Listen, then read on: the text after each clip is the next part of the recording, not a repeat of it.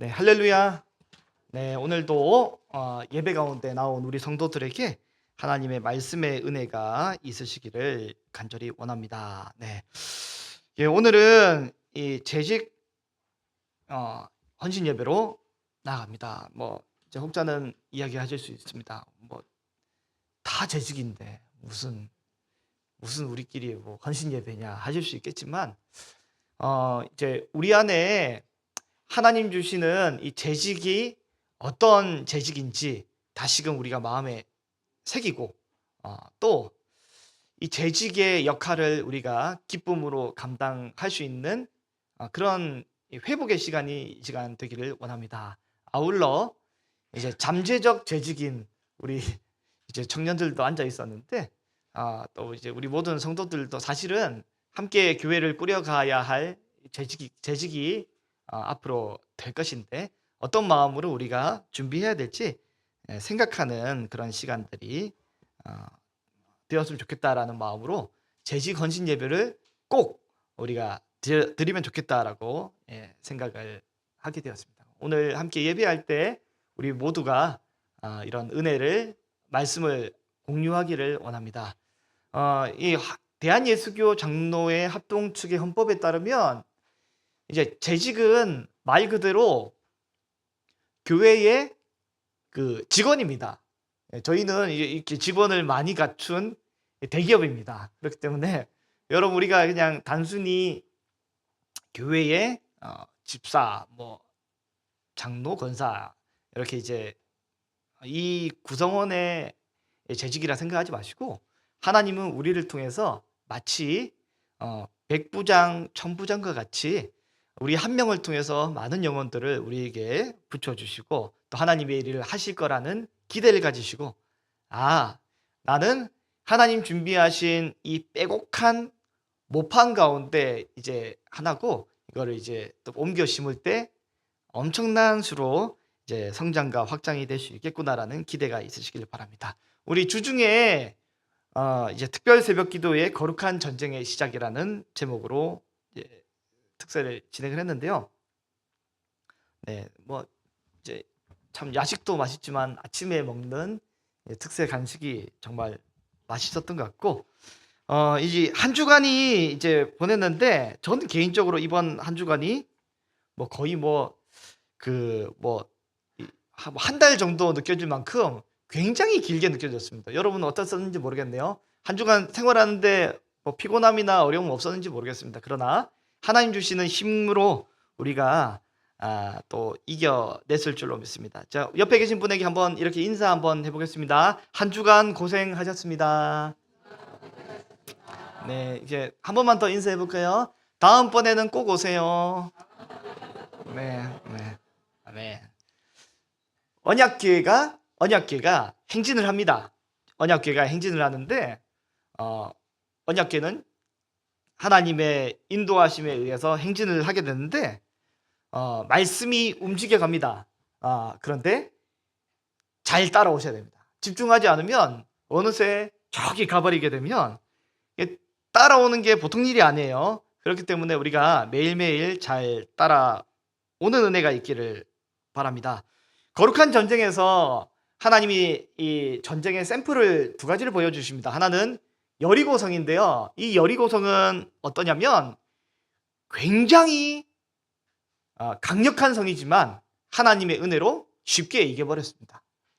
근데 또 하나의 성이 뭐냐면 아이성이 있습니다. 아이성은 굉장히 약한 성으로 보이고 쉽게 점령할 수 있는 성으로 보였는데, 이상하게도 대패했습니다. 이 차이가 뭔가?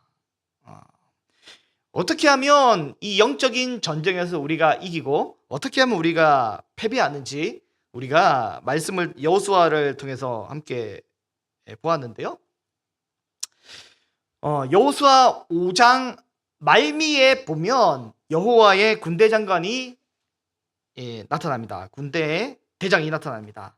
여호수아는 군대 대장으로 오신 그 예수님에게 어떻게 하냐면 전시 작전 통제권을 이제 넘겨드립니다.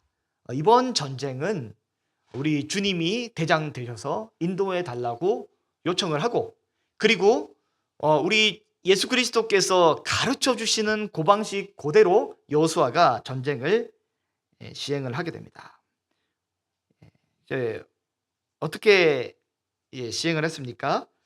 이제 월요일에서 이제 토요일까지 첫째 날부터 여섯째 날까지는 하루에 한 바퀴씩 성을 돌고 마지막 날에는 아침 일찍 일어나서 7바퀴를 돌게 되는 이 일을 하고 여러 가지 일들을 해갔는데 그래서 이제 결국 승리하게 되잖아요.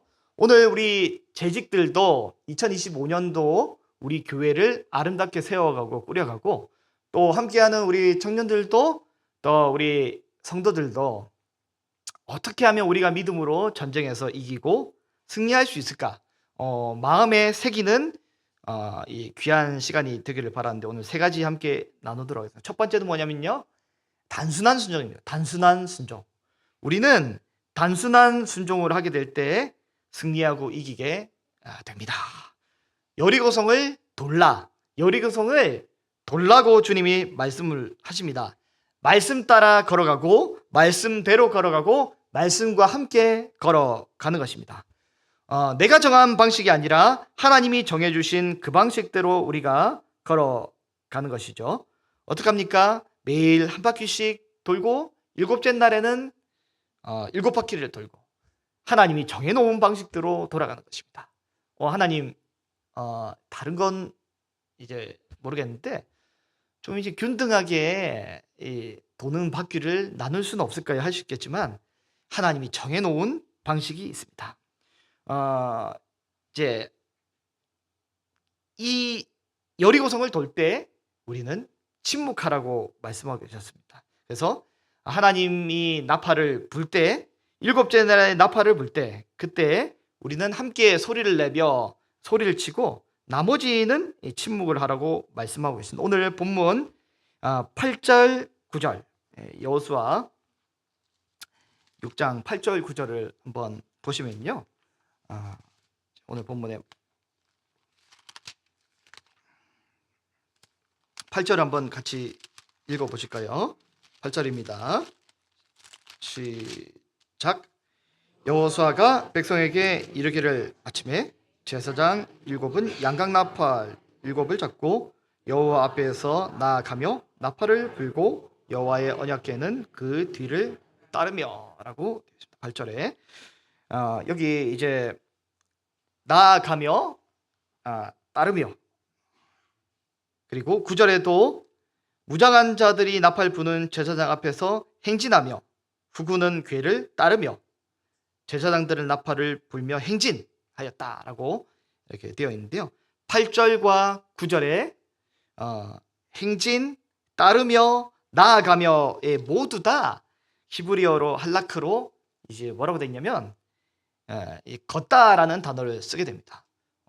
하나님이 말씀하시는 대로 걷다, 말씀하시는 대로 이제 따라서 걸어가는 그 거룩한 행진을 하루하루 하게 될 때 우리는 영적인 전쟁에서 승리하게 됩니다. 우리 13절에도 이제 보면 이제 여호와 궤 앞에서 계속해서 행진하며 나팔을 불고 나아가게 됩니다. 엿새 동안 이같이 계속 행진하며 나아가다가 제 7째 날에는 하나님이 정하신 독특한 방식으로 하루에 7바퀴씩 그날은 7바퀴를 도는 그 일을 행하게 됩니다. 네, 오늘 한번 본문 말씀 13절 한번 띄워 주실까요? 네, 한번 말씀 한번 띄워 주시면. 네. 네. 이제 하나님이 이 7째 날에는 이제 오늘 본문 13절을 보면 7바퀴를 도는 것은 이제 그날밖에 없었습니다. 네. 그래서 우리가 주일에 하나님이 정해놓은 이 시간에는 우리가 평일에 또 하나님 앞에 예배하고 평일에 또 매일 성경과 또 다양한 방식으로 우리가 예배하고 하나님 앞에 나아가겠지만 하나님을 가까이 누리겠지만 주일은 굉장히 특별한 날입니다. 이날은 하나님이 주신 평일의 여러 가지 은혜들을 7배나 우리가 하나님 앞에 누리고 받고 이 안에서 하나님의 은혜를 나누는 그 시간들을 우리가 누리게 되는데 우리 재직들도 또 함께하는 우리 성도들도 이 주일에 우리가 마음을 더 깊이 새기고 나아가는 은혜가 있으시기를 바랍니다. 하나님이 주일에 주시는 은혜가 있습니다. 안식일을 거룩하게 구별하시고 이날에 하나님이 복을 주시기로, 즉 생명을 주시기로 약속을 해 주셨습니다. 다른 날도 은혜를 주시지만 날마다 은혜를 주시지만 이 주일에는 특별한 은혜가 우리에게 있습니다. 하나님 주시는 이 특별한 은혜를 누리시되 재직 우리 분들과 우리 성도님들께는 이제 요청드립니다. 우리는 주일 가정 예배를 하나님 앞에 꼭 반드시 철저하게 드리시기를 바랍니다. 그래야 나도 살고 가족도 살고 교회도 살고 이런 선순환이 일어나게 된 것입니다. 우리 단순한 순종을 우리 주님이 요구하고 계신데 그 단순한 순종의 또 하나의 순종이 뭐냐면 오늘 6장 10절 본문을 보면 뭐라고 말씀하냐면 중간 부분에 보면 아무 말도 내지 말라고 하십니다. 그리고 16절을 보면 뭐라고 말씀하시냐면 이 외치라라고 이야기를 합니다. 나팔을 불 때 그때 외칩니다. 외칠 때에 외치고 아무 말 하지 않을 때 하지 말아야 할 때가 있습니다. 잠언 15장에 보면 이렇게 되어 있습니다. 사람은 그의 입의 대답으로 말미암아 기쁨을 얻나니 때에 맞는 말이 얼마나 아름다운고. 재직은 때에 맞는 말을 하나님 앞에 올려드려야 합니다. 잠언 25장에도 이렇게 되어 있습니다. 경우에 합당한 말은 아로새긴 응쟁반의 금사과다라고 말씀합니다. 전도서 3장 7절에도 찢을 때가 있고 꿰맬 때가 있듯이 잠잠할 때가 있고 말할 때가 있다라고 말합니다. 우리의 입술에 하나님 주시는 지혜가 있으시기를 바랍니다. 하나님이 말씀하라고 할 때 말하고 말하지 말라고 할 때 입을 닫을 수 있는 것이 엄청난 용기입니다. 골로새서 4장 6절에 보면 이렇게 되어 있습니다. 너희 말을 항상 은혜 가운데 소금으로 맛을 냄과 같이 하라. 그리하면 각 사람에게 마땅히 대답할 것을 알리라. 우리의 말 가운데 은혜와 소금 이것이 있으면 되는 것이죠. 야고보서 1장에도 이렇게 되어 있습니다. 사랑하는 형제들아 너희가 알지니 사람마다 듣는 것은 듣기는 속히 하고 말하기는 더디하고 성내기도 더디하라. 에베소서 4장에는 이렇게 되어 있습니다. 무릇 더러운 말은 너희 입 밖에도 내지 말고 오직 덕을 세우는 데 소용되는 대로 선한 말을 하여 듣는 자들에게 은혜를 끼치게 하라. 재직들의 귀한 덕목입니다. 집에서 가장으로서 또 사회에서 어떤 내가 맡은 맡은 영역에서 지도자로서 우리는 이제 말을 절제할 때가 있지 않습니까? 입이 근질근질 하더라도 말을 절제할 때가 있는데 교회를 섬기면서도 입을 절제해야 될 때가 있습니다. 이 재직들 그리고 내 주변에 있는 사람들 보면 사람마다 관점이 다양하고 또 기준이 높기 때문에 하고 싶은 말 또 지적하고 싶을 때가 굉장히 많이 있지 않습니까? 때때로는 굉장히 좋은 이 서로의 이제 권면과 도움이 될 수 있겠지만 또 때때로는 이게 시험이 될 수 있지 않겠습니까? 그러니 우리는 어떡합니까? 주님 주신 지혜 안에서 경우에 합당한 말로 우리가 해야 될 줄로 믿습니다. 성을 7바퀴를 도는 그때까지 입을 잠잠하라고 하십니다. 하고 싶은 말 많지만 다리가 아프다. 이렇게 7바퀴를 돌아서 일이 되겠냐? 지금까지 6일째 이렇게 돌았는데 아무 일도 없었는데 마지막 날 무슨 오기를 부린다고 7바퀴냐 도냐? 의미가 없다라고 하고 싶지만 하나님의 계획과 뜻이 있다면 입을 닫고 거기에 묵묵히 순종하고 걸어가게 될 때 그때 하나님의 은혜가 우리에게 있습니다. 6장 9절을 보면 어떻게 하냐면 이 무장한 자들은 나팔 부는 제사장 앞에서 이 제사장을 호위하며 걸어갑니다. 우리 중에서 무장한 자들이 누구입니까? 호위를 해주실 분이 필요합니다. 하나님의 일을 힘있게 감당하기 위해서 이 일에 앞서서 호위를 해주실 분이 필요합니다. 그렇게 될 때 막힘없이 제사장은 나팔을 불게 되는 것입니다.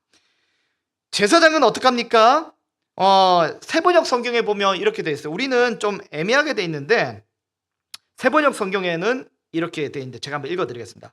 또한 무장한 선포할 때는 나팔을 부는 제사장보다 앞서 나갔고 후발 때는 궤를 따랐다. 그동안 제사장들은 계속하여 나팔을 불었다라고 되어 있습니다. 제사장의 역할은 계속해서 나팔을 부는 역할입니다. 나팔을 좀 쉬고 싶은데 안 불고 싶은데 그런 것과 관계없이 나팔을 계속 불어야 합니다. 설교자는 말하기 싫어도 말을 해야 되고 멈추고 싶어도 계속 설교를 해야 합니다. 때를 얻든지 못 얻든지 계속 하나님의 소리를 불어야 하는 것입니다. 그렇게 될 때 공동체가 하나님의 은혜 가운데 제대로 된 방향으로 가게 될 줄로 믿습니다. 우리 성도 여러분, 소리는 굉장히 상대적입니다. 사람이 내는 소리는 굉장히 상대적이고요. 사람이 듣는 소리도 굉장히 상대적입니다. 도서관에 적막하고 고요한 도서관에서 책장 하나를 넘기는 그 소리, 기침하는 그 소리, 그리고 잠을 자는 어두운 이 새벽에 째깍째깍 넘어가는 시계 소리, 굉장히 또렷하게 들립니다. 조용하고 잠잠할 때는 굉장히 또렷하게 들리기 때문에 하나님의 나팔 소리가 더 명확하게 들리기 위해서 우리는 때때로 잠잠해야 될 때가 있습니다. 또 시장통에 가서는 굉장히 시끌벅적 소리가 나게 됩니다. 그 안에서는 이런저런 소리가 나도 잘 들리지 않지 않습니까? 소리가 상대적입니다. 그렇기 때문에 우리가 사회에서 굉장히 영향력이 있거나 또 내가 빅마우스라면 그런 분은 내 소리가 너무 굉장히 크게 들리기 때문에 교회에서는 소리가 작은 분들을 배려하기 위해서 잠잠하게 이야기를 해주셔야 합니다. 연약한 자들이 그 소리에 굉장히 휩싸이게 됩니다. 또한 교회에서는 사회에서의 연약하고 약자들이 더 큰 볼륨을 낼 수 있도록 우리는 경청해 주셔야 됩니다. 굉장히 주목해서 경청해 주셔야 그분이 이제 이야기를 할 수 있는 거죠. 이제 외향적인 분이 있고 내향적인 분이 계시지 않습니까? 우리 교회는 거의 80% 이상이 내향적이신 분들인데 여러분 어떻게 해야 됩니까? 나눔을 할 때 기다려 주셔야 됩니다. 한 10초 정도 기다려 주면 그때 이제 말이 나올 수 있거든요. 그렇기 때문에 경청해 주시고 그 작은 소리에 집중을 해 주셔야 교회가 이 밸런스를 이루게 됩니다. 그래서 우리는 하나님의 소리가 더 날 수 있도록 또 내 소리는 낮출 수 있도록 이렇게 적절한 절제를 하는 이런 순종이 우리에게 있어야 될 줄로 믿습니다.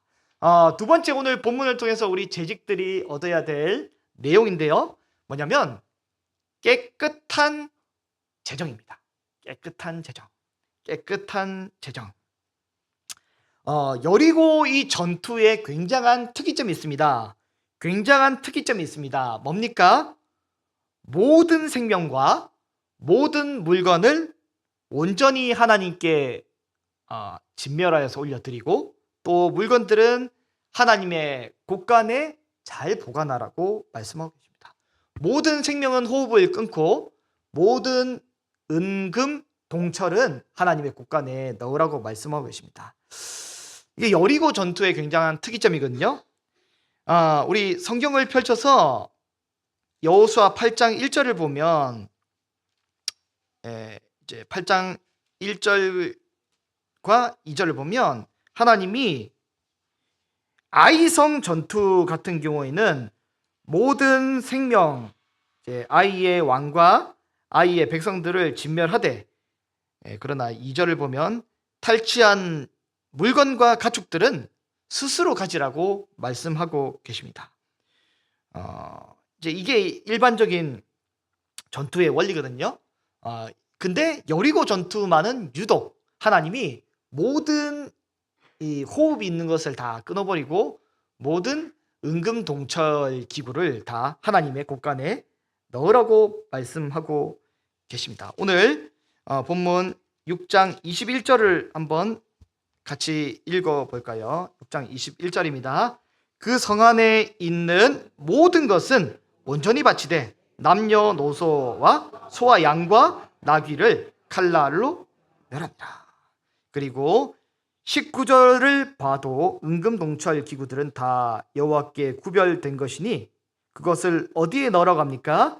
여호와의 곳간에 드릴지니라 라고 말씀하고 있습니다. 여리고 전투만 유독 이렇게 일반 전투와 달리 모든 것을 다 진멸하고 모든 것을 다 하나님의 곳간에 넣으라고 말씀하고 계십니다. 왜 그렇습니까? 여리고 전투는 다른 전투와 달리 가나안 전투의 첫 번째 성읍이기 때문입니다. 가나안 전투의 첫 번째 성읍이기 때문에 처음 것은 온전히 다 하나님께 올려드리는 그 일을 하게 되는 것이죠. 그런데 오늘 이 본문 7장 여호수아 7장 1절을 보면 아간은 하나님의 명령에 아주 정확하게 불순종하게 됩니다. 7장 1절을 보면 이스라엘 자손들이 온전히 바친 물건으로 말미암아 범죄였다. 이는 유다 지파의 세라의 증손 삽디의 손자 갈미의 아들 아간이 온전히 바친 물건을 가져갔다. 여호와께서 이스라엘 자손들에게 진노하셨다라고 되어 있습니다. 하나님의 것은 하나님의 곳간으로 드려야 하지만 그러지 않고 아간은 내 호주머니, 내 장막으로 넣었습니다. 사울이 여기서 실패했습니다. 사울이 어떻게 했습니까? 하나님이 다른 전투와 달리 아말렉과의 전투에서는 온전히 헤렘, 이 모든 것을 진멸하고 모든 짐승까지도 하나님께 바치라고 했지만 사울은 여기서 실패합니다. 아말렉을 모조리 진멸하지 않고 소와 양을 살려두게 되고 그리고 아각 왕까지 살려두게 됩니다. 이 사울은 굉장히 지혜롭고 굉장히 현명하고 굉장히 훌륭한 하나님의 직분자였지만 그러나 이 사건을 통해서 실패하고 맙니다. 하나님의 직분자의 기본은 뭐냐면 하나님의 재정에 우리는 깨끗하고 우리는 투명해야 될 줄로 믿습니다. 하나님의 재정에 우리는 깨끗하고 투명해야 됩니다. 교회에서 혹시 우리가 물건을 구입하게 될 때 우리는 어떻게 되냐면 이제 우리는 최선을 다해서 좋은 제품을 같은 제품이라면 또 이제 오픈마켓을 돌아가지고 최저가로 이제 구매를 하는 거죠. 네이버든 쿠팡이든 에누리닷컴이든 다나와든 다 비교해서 교회의 재정에 누가 되지 않도록 최저가로 구입을 하는데요. 그냥 우리가 뭐 지마켓이나 옥션에 들어가서 구매를 하면 어떻게 합니까? 우리 수수료를 거기 몇 프로를 자동으로 떼입니다. 그렇기 때문에 우리는 최저가 검색으로 이제 들어가는 거잖아요. 근데 만약에 우리가 물건을 구입하는데 검색을 했는데 지마켓을 검색해 보니까 10,000원이에요. 10,000원. 10,000원이고 이게 그 이제 최저가인데 네이버를 검색해 보니까 어떻게 됐냐면 11,000원이에요. 그럼 어떻게 돼요? G마켓을 사야 되잖아요. 근데 이게 보니까 네이버는 우리에게 포인트를 예를 들면 1,200원을 줬다. 어떤 걸 구입해야 돼요? 아, 우리는 이제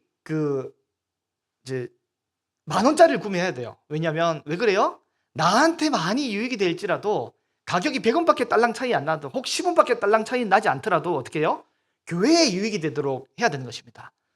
왜냐면 이 돈은 내 돈이 아니라 누구의 돈이요? 하나님 돈이기 때문입니다. 근데 또 다른 방법을 할 수 있겠죠. 네이버로 이거를 구입을 하는데 포인트를 이제 예를 들면 1,200원 주면 1,200원이든 얼마든 들여가지고 이제 사용하면 되잖아요. 어쨌든 요점은 하나님의 재정에 단 10원이라도 우리가 나에게 유익이 되도록 쓰는 것보다는 하나님의 교회에 유익이 되도록 쓰는 것이 옳다. 이것이 이제 작은 부분이지만 우리의 하나님의 재정을 향한 실천이 되겠습니다. 저 같은 경우에 이제 교회에서 이제 도서를 구매한다든지 이렇게 하면 이제 알라딘 이런 데 포인트가 쌓이면 그걸로 이제 포인트로 이제 결제를 한단 말이죠. 왜냐면 교회에서 쌓인 포인트잖아요. 그래서 교회의 유익을 위해서 이렇게 쓰는 것이 제일 좋은 것입니다. 직분자들은 하나님 앞에 사실은 교회의 헌금의 동력자, 재정의 동력자입니다. 그래서 우리 11조를 비롯한 여러 헌금들에 사실은 다른 일반 성도들보다 더 마음을 써서 이제 함께 교회를 위해 동력해 주고 계시고 그리고 지금까지 헌신하고 계셔서 하나님 앞에 얼마나 감사한지 모르겠습니다. 제가 그래서 이제 주 초가 되면 이제 월요일이든 화요일이든 이제 우리 성도님들이 하나님 앞에 올려드린 헌금 봉투를 가지고 새벽마다 제가 이제 감사의 제목과 간구의 제목, 다양한 이 기도의 제목을 놓고 마음을 담아 기도합니다. 왜냐하면 이 귀한 재정을 헌신하는 것이 사실은 보통 일이 아니잖아요. 하나님 앞에 이 예물을 올려드린 손길에 대해서 제가 계속해서 기도를 하게 됩니다. 그렇기 때문에 하나님의 은혜가 우리 직분자들을 통해서 우리 교회에 더 이렇게 나타나기를 원하고 소망합니다. 여리고에 하나님 앞에 전적으로 100%다 올려드린 것은 일반적인 경우가 아니에요. 여러분 매번 재산을 다 올려드릴 수도 없고 그래서도 안 돼요. 여러분 삶을 살아야 되잖아요. 그러나 하나님이 우리 마음에 주신 특별한 어떤 때가 있단 말이죠.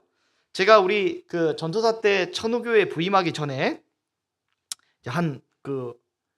제가 사역했던 기간 중에 제일 짧은 기간 사역했던 게 뭐냐면 천우교회 우리 교회 부임하기 직전의 교회예요. 그래서 저는 사실은 이 교회는 제 부임했다고 말하기도 뭐 해가지고 우리 천우교회를 제가 첫 교회로 제가 늘 그 마음에 담고 있습니다. 어쨌든 이제 그래서 이제 제가 당시에 청년부 담당 교육자로 이제 교회에 부임을 하게 됐는데 이제 어떻게 하냐면 이제 처음에는 이제 어떻게 들어갔냐면 격주로 오후 예배 설교를 하기로 들어갔어요. 그래서 이제 격주를 설교를 해야 되는데 설교를 했더니 이제 무슨 건지 모르겠지만 격주가 아니라 한 달에 한 번씩 설교를 하자 하시더라고요. 뭐 알겠다고 해서 한 달에 한 번 설교를 했어요. 했더니 한 달에 한 번이 아니라 2달에 한 번 하는 게 좋겠다고.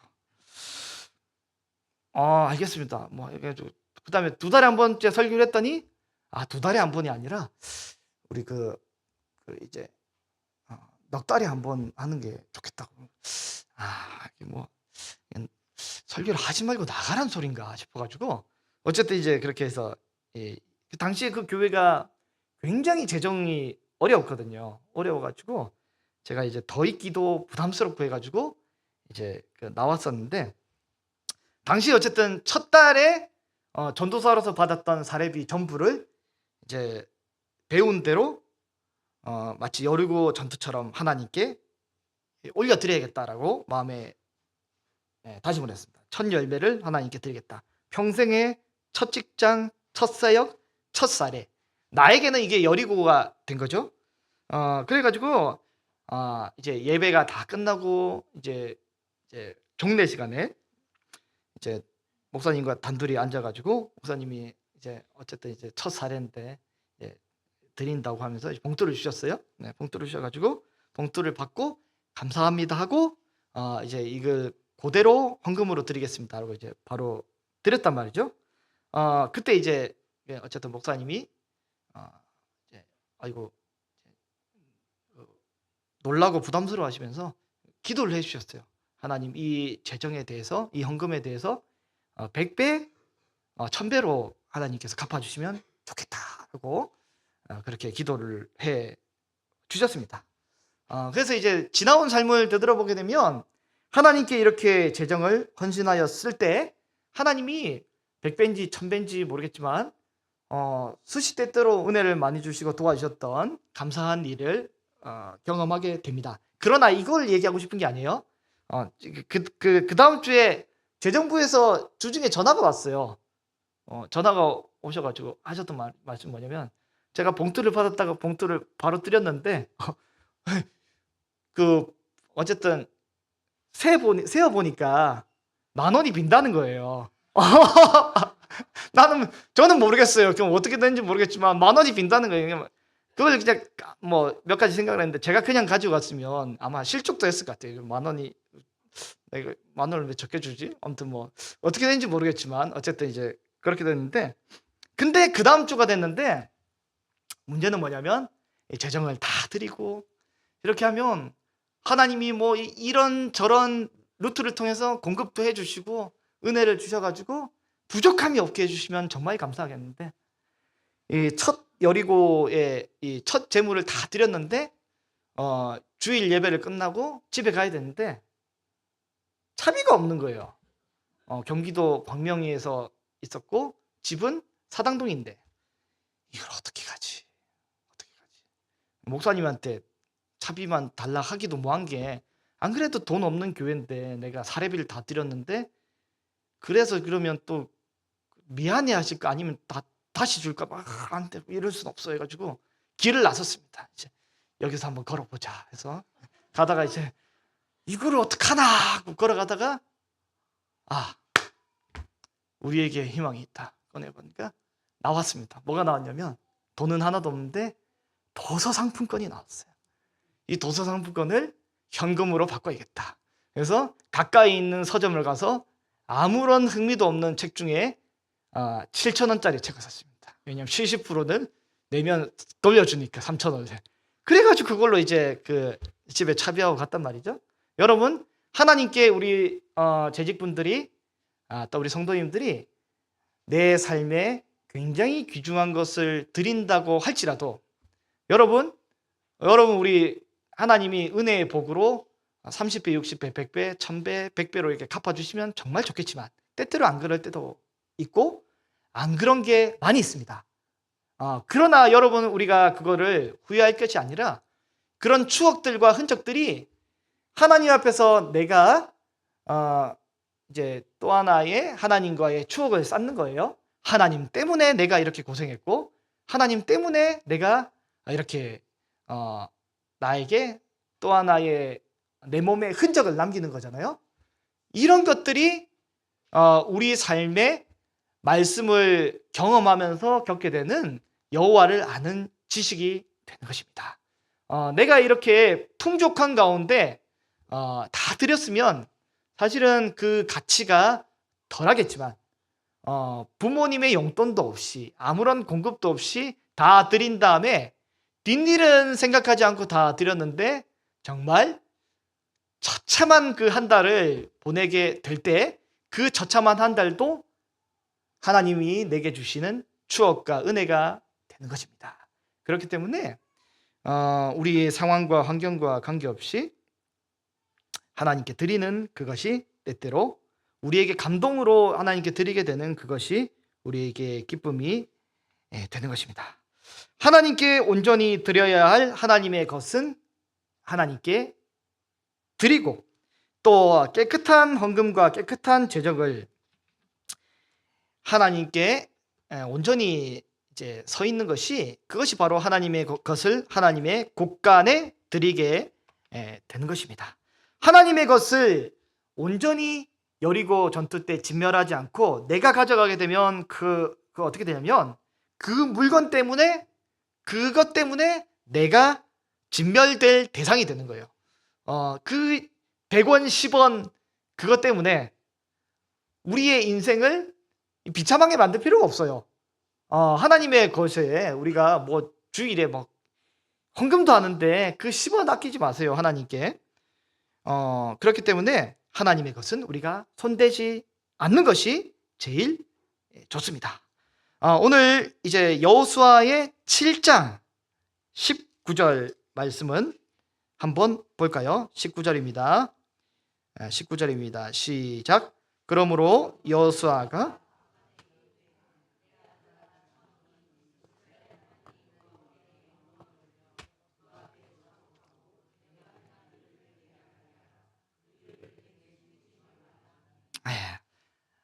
하나님의 것을 착복한 아간에게 뭐라고 말씀하냐면, 19절에 보니까 자복하고 그 앞에 여호와께 영광을 돌려 그 앞에 자복하라라고 이야기를 하고 있습니다.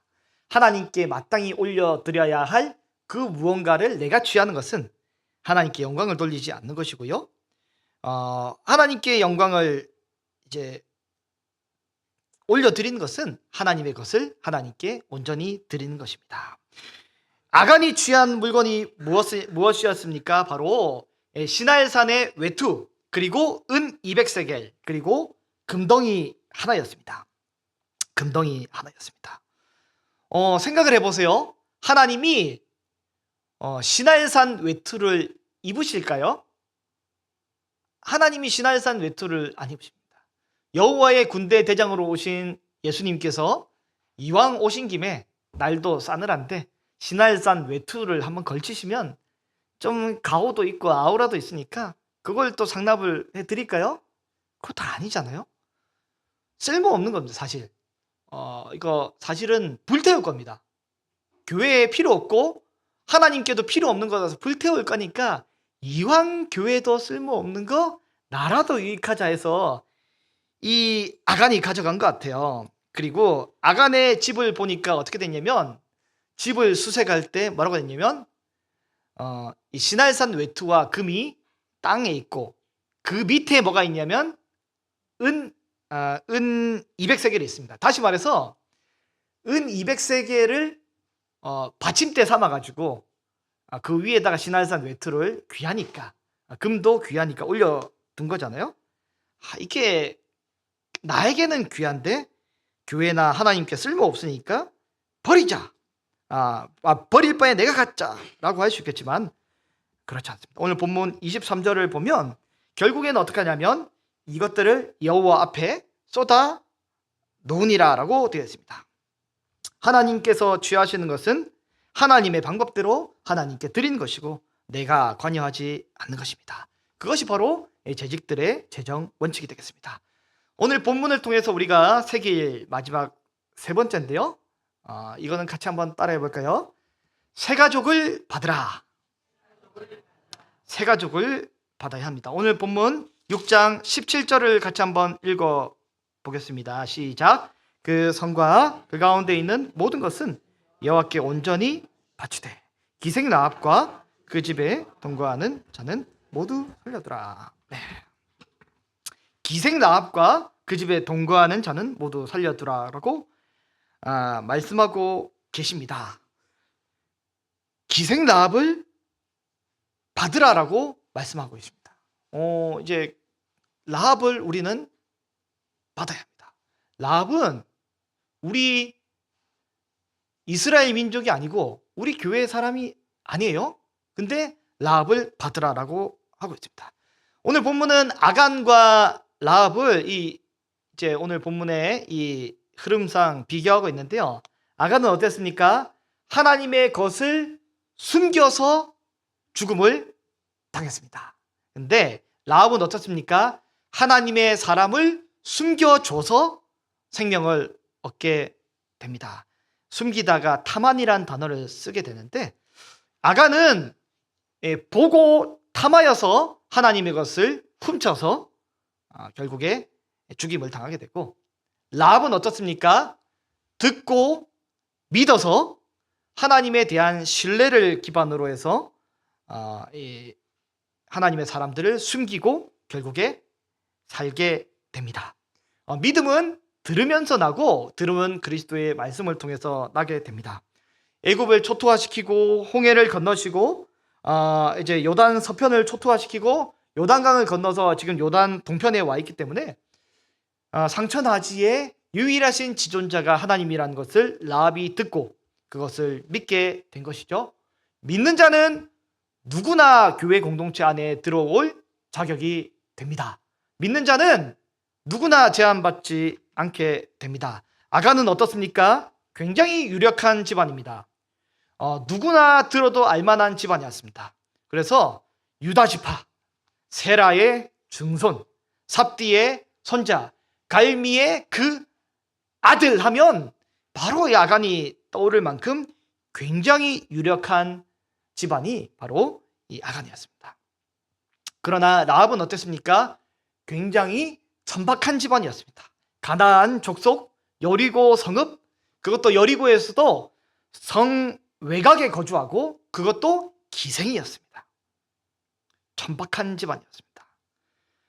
그러나 아간은 어떻게 됐어요? 아간 때문에 그의 가족들이 아골에서 죽임을 당하게 되었고, 라합은 어떻습니까? 라합 때문에 그녀의 가족들과, 가족도 아닌 것 같아요, 동거했던 그 사람들이 여리고에서로부터 생명을 보존하게 됩니다. 아간은 혈통적으로 어떻습니까? 언약의 민족이에요. 그러나 불순종했더니 언약의 민족에서 바깥으로 내침을 당하게 되고 바깥의 골짜기에서 죽임을 당하게 됩니다. 근데 라합은 어떻습니까? 언약 바깥에 있는 인물이지만 이 동네 사람들은 다 죽임을 당하게 되지만 순종하였기 때문에 거기서 빼서 언약 공동체 안으로 들어오게 됩니다. 아간은 결과가 어떻습니까? 길이 치욕적인 존재가 되게 되고, 라합은 길이 기억에 남을 만한 예수님의 족보에 들어가게 됩니다. 예수님의 족보에 들어간 이 여인이 바로 라합이 됩니다.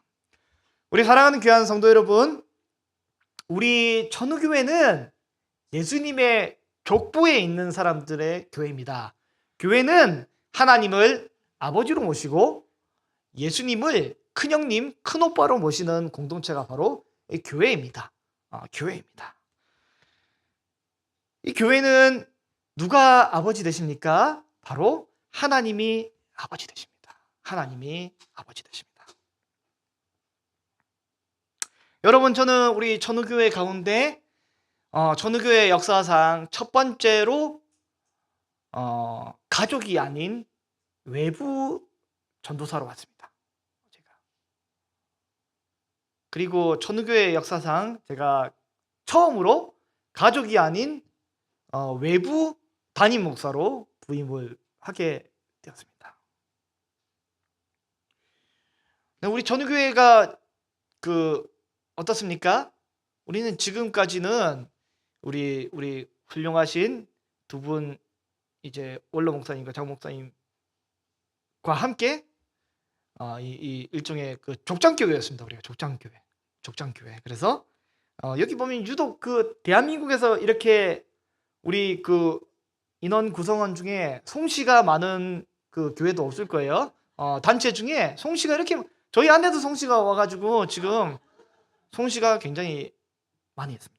송씨, 그리고 김씨, 우리 당회는 김씨로 장악을 했습니다. 네, 그다음에 최씨, 백씨, 또 문씨, 뭐 이렇게 이제 여러 어떻게 됐어요? 이제 부족 연맹교회, 소수 이 부족 연맹교회, 네, 이렇게 뭐 대가야도 아니고 우리가 뭐 금강가야도 아니고 부족 연맹으로 이렇게 그런 교회가 되어 있지 않습니까? 이제는 우리가 예, 족장교회, 부족 연맹교회에서 이제는 우리 어떻게 돼요? 도시교회로 우리는 세계교회로 바뀌고 새로워져야 될 시기에 와 있습니다. 이스라엘 백성이 애굽에 들어갈 때까지만 해도 사실은 어땠어요? 아브라함과 이삭과 야곱 굉장히 강력하고 훌륭한 이 족장들의 가족교회였습니다. 그러나 애굽에 들어간 이후에 하나님이 이 가족의 이 굉장한 훌륭한 이 씨앗, 이 모판을 확장시켜서 그 엄청난 숫자로 인원을 불려주지 않습니까? 출애굽기 용어를 보면 무슨 용어를 쓰냐면 번성했다라는 단어를 뭐라고 쓰냐면 그 흔히 바퀴벌레 알 까듯이 번성했다 이런 뉘앙스거든요. 버글버글하게 막 번성을 해가지고 하나님이 성장을 시켜 주셨습니다.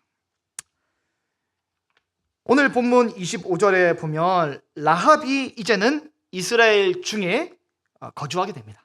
하나님의 이 재정은, 하나님의 물건들은 어디 들어갔냐면 하나님의 곳간으로 들어갔고, 라합 하나님의 사람은 이제 하나님이 어디에 넣으시냐면 하나님의 이스라엘 안으로 넣으십니다. 하나님의 물건은 하나님의 곳간으로, 하나님의 사람은 하나님의 공동체로 넣으시잖아요.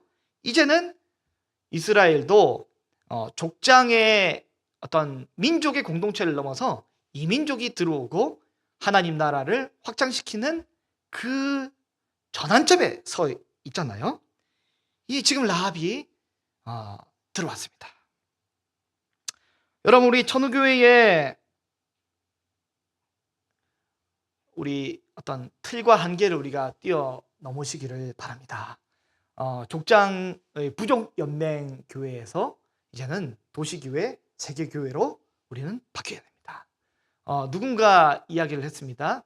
우리 장 목사님은 아버지 교회니까 이렇게 헌신하고 또 마음을 쏟았지라고 이야기를 하더라고요. 저는 이야기를 했습니다. 여기도 내 아버지 교회라고. 하나님이 내 아버지라고. 하나님이 내 아버지라고. 우리는 하나님을 아버지로 모시는 공동된 이제 큰 그리스도 예수의 가족 교회가 되었고 된 줄로 믿습니다. 그래서 우리 하나님 앞에서 우리 교회가 이제 도시교회로 세계교회로 바뀌어가기를 원합니다.